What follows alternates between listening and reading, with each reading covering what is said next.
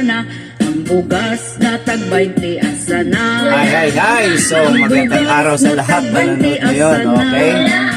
So, live po tayo ngayon dito po sa ating channel, Mr. Latigo TV, okay? So, panoorin po natin ito ngayon dahil meron po tayong pasabog galing po kay Madam Maharlika.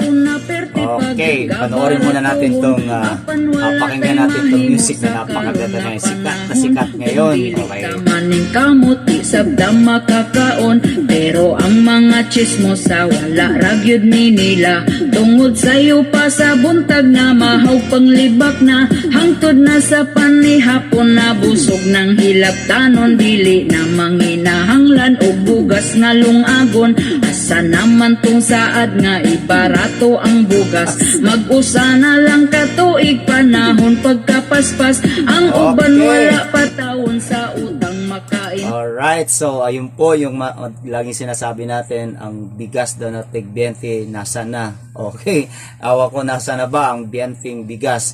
Alright, so bago po tayo magtutuloy, papasalamat po tayo nitong ating sponsor ngayon. Ito po yung JC Organic Barley. Okay, kaya na sinabi ko, mabibili nyo ito sa JC Shop Mart. Okay, i-type nyo po sa inyong Facebook JC Shop Mart. Okay, kahit sang palot man kayo ngayon, saang bansa mo po ngayon, mabibili nyo ang JC Organic Barley through online. Okay, so tuloy-tuloy po tayo. Ang pag-uusapan naman po natin ngayon, ito yung bagong pasabog ni Maharlika, na kung saan meron po siyang inilabas ngayon na isang video na galing po sa kanya. Okay, sabi niya rito, mismo din pala daw ang anak ni BBM na si yung youngest, okay, mamaya ko na pangalanan, okay,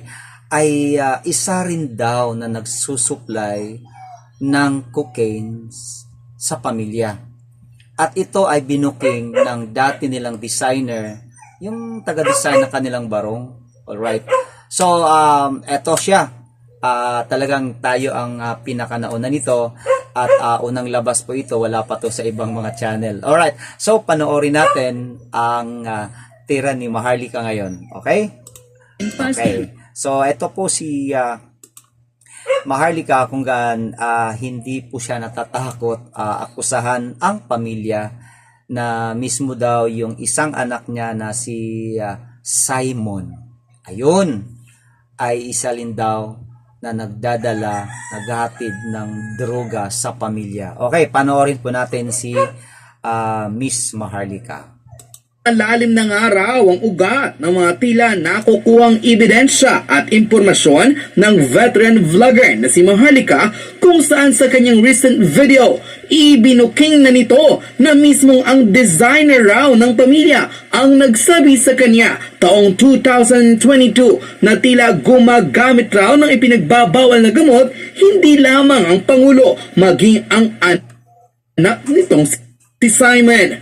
Sa kanyang recent vlog, pinatunayan ni Maharlika na hindi siya nag-iimbento lamang ng kwento, dahil mismo ang mga nakapaligid sa first family ang nakakita at nagsabi sa kanya ng mga revelasyong ito. Dagdag pa ni Maharlika, wala na nga rin ibang paraan si President Marcos na mapaniwala o makonvince ang taong bayan na hindi ito gumagamit ng ipinagbabawal na gamot kung hindi ito magpapadrug test publicly. Bilang hamon ni Maharlika, live na live nitong ginawa ang urine test gamit ang isang test kit, kung saan sa loob lamang ng ilang minuto lumabas ang negative result ng kanyang lahat na drug test na ayon mismo sa kanya dapat gawin ni Bongbong Marcos ng harap-harapan sa publiko. Gawin na raw ito ng presidente dahil ngayon pa lamang ay marami ng mga kababayan natin sa iba't ibang panig ng mundo ang nagrarally o bilang protesta na hindi na sila natutuwa pa sa mga nangyayari sa Pilipinas at di mo na pagsisinungaling ng Pangulo at pag-iwas sa usaping minsan na itong nalulong sa masamang bisyo. Panoorin ang matapang na revelasyon ng veteran vlogger na si Maharlika kung saan walang prenong pinangalanan ang isa sa mga di umunay ng laglag kay President Marcos at Liza Araneta Marcos, kung saan sinabi nito publicly na mukhang pati ang anak ng presidenteng si Simon ay gumagamit na rin ng droga.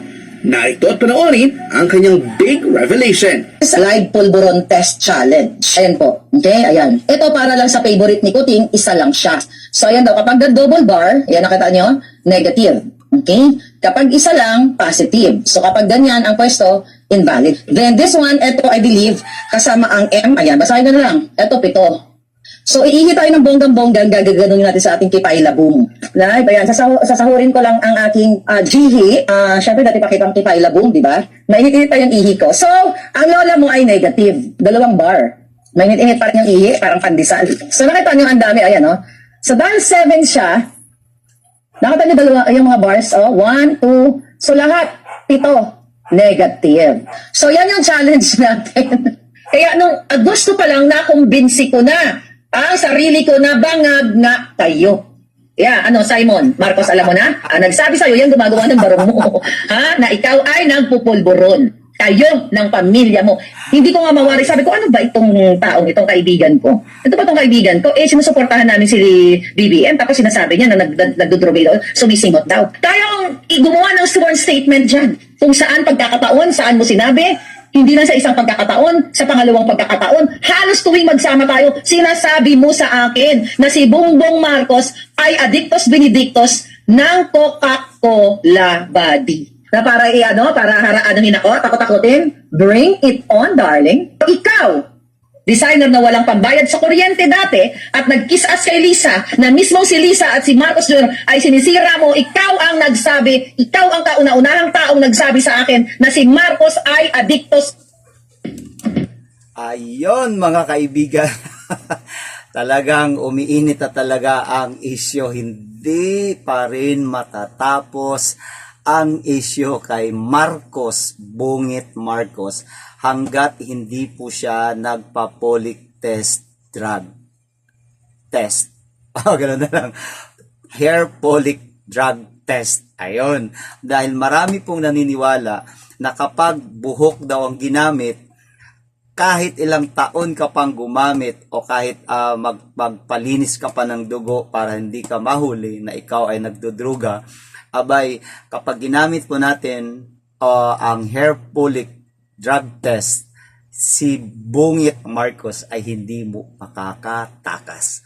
Okay, so mga kaibigan, yan po ang ating pasabog ngayong araw na ito.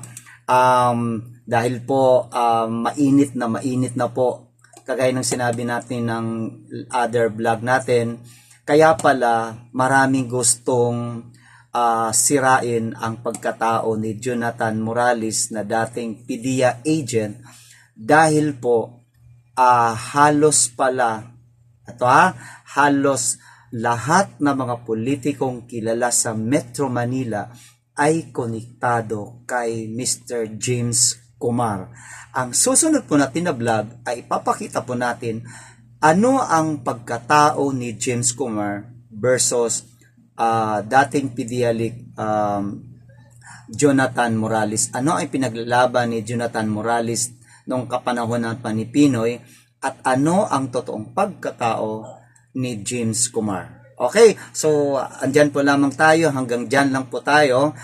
Susunod na natin ang vlog later on. Abangan nyo sa dalawa, si James Kumar at saka si Jonathan Morales. So marami pong salamat sa inyo sa patuloy niyong panonood ng ating channel. Naway nagustuhan niyo sa araw na ito. Although maikli lang ito na video, pero marami tayong nalalaman tungkol po doon sa napakatapang na kilalang kilala sa buong mundo na si Miss Maharlika.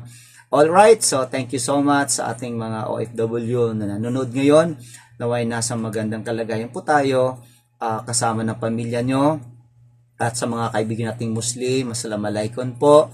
And patuloy po sana kayo mag-subscribe sa akin, i-share nyo yung vlog na to, i-share yung channel na to, i-like, at saka dumami ang mga Pilipino makapanood Kasi po ang plano lang natin dito, ang hangarin lang po natin dito ay makatulong sa mga Pilipino para mapuka ang mga damdamin, mamulat ang mga mata na ang administration ito ay napakasalimuot, madilim. Kaya lahat ng Pilipino ngayon ay naghahanap ng katotohanan, ng totoong pagbabago na hanggang sa mga oras na ito ay hindi po natin naramdaman. Marami pong salamat sa inyo. Bye-bye po. See you.